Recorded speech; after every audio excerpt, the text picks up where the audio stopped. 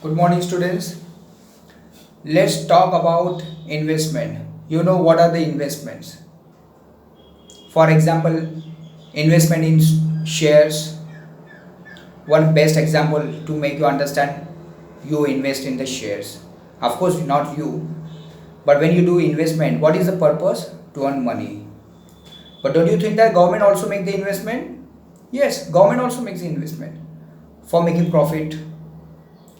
But not only that, government also make the investment for the public services, and for providing those services government don't expect anything. Correct? Means some investment is to make profit and some investment is to provide service, not profit. So these are the two types that also we are going to learn today. Just see investment functions. It refers to the expenditure incurred on creation of new capital. When you do investment through the shares or government expenditure on infrastructure, there is certain creation of the assets, and therefore this investment we can call it as a capital investment. It creates a new thing. When you invest in shares, then the company whose shares you are investing, that company use that to purchase assets, to purchase land, to expand their factories. Correct? So new things created with this investment, and that's why this investment also we can call it as a capital investment. Now if you look at this, expenditure on assets like machinery, buildings, raw materials, equipment, these are the generally expenditures by the companies. So these are the capital investments. So you can understand, students, what is the investment function. Investment function means for what? To expenditure for creation of new capital. New things come into exist because of investment. If you keep your money in your hand only and not invested in any bank or in any shares, what will happen? No development. You have to increase the money, then of course you have to invest in something. But the person who receives your investment will use that investment for doubling this by expanding his own business. Correct? So this is what the investment function is going on. But there are two classifications which I explained at the initial only. Investment can be profit making and for service making. So investment which is meant for profit is what the induced investment. It may be investment in shares is for expectation of profit in future. So that investment is called induced investment. And the same induced investment, students, you can see here I have drafted on the graph how to show this induced investment curve. As you know, induced investment depends upon your income level and profit that you are expecting from this investment.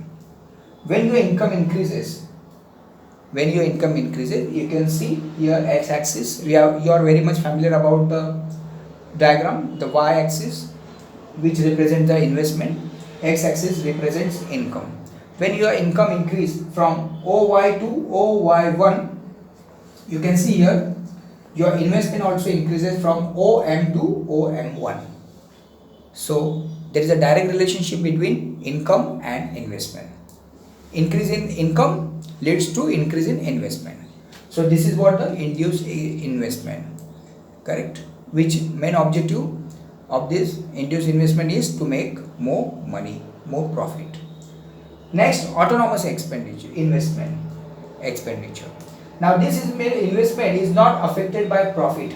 Such investment which is done by the government or by some people also, or businessmen also do such investment for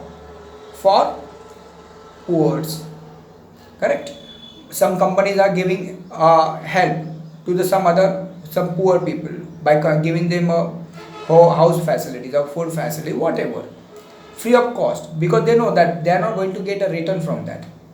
They are paying money for orphanage, so that orphanage caretaker of the children who don't have anyone in their life, they use that money for their better career.